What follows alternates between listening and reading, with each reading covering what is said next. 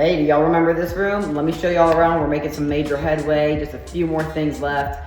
We had to do a custom door order. They had like a 2 to 3 week wait on them. We are leaving Friday and Saturday for final touch-ups, installing the doors, and just getting everything 100% completed this week. So let me show y'all. So we built about 3 feet of a wall here.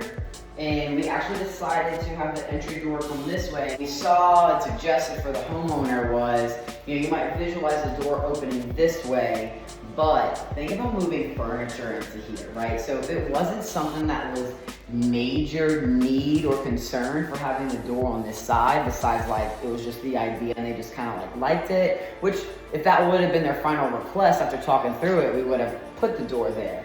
But we, kind of just talked to her and, have you ever moved furniture into like a small, it's gotta come down the stairs and we have to make a really tight turn to get out of the door this way. We consulted with the customer and everyone pretty much agreed that coming straight down the hallway, having the doorway there, would just, a real life scenario, be the better option. Here's that shower. Remember we had like that half wall that was here, coming out of like this left side?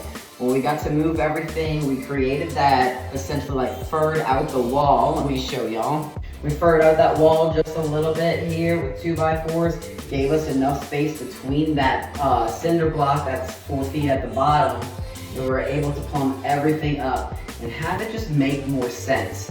We are waiting for our glass enclosure. We measured for that and had that ordered last week. So that should be here within just the next few days. No, it's not just like, oh, this is what you get, like this is what you want, this is what you get, this is what makes more sense. And if ever in the future for resale, this is just better off than what it was before. Now remember that exterior closet, the 4 feet of cinder block all the way, to like waist height essentially.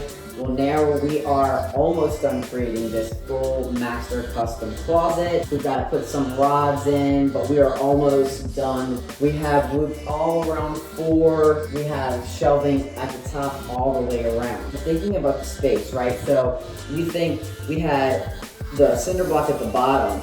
So could we have made that wall, the wall just flush straight up? Yes, but then we would have had to take away 6 inches from every wall that had that cinder block, which was 3 out of 4. So instead of taking away that 6 inches of space for the owner, what we did is we put actually a 16-inch shelf, which I'll show, all the way around on the top of where that cinder block was. So it gave her even more shelving space instead of taking away any space. Here's that 16-inch shelf I was talking about. That is where the cinder block was. All right, so if we were to leave a 12-inch shelf, that way this would be flush. Like if we wanted this to be flush, this is just how short everything would be here at the top. But then as that space, since this is sitting on top of the cinder block, then down here would only be like that much shelf, which is like nothing. That's like 6 inches. So we advise to do the 16-inch here. That way we could make this flush and leave this being 12-inch shelves. And then it just kind of sits back nice. It actually looks nice to have kind of like that backdrop in there.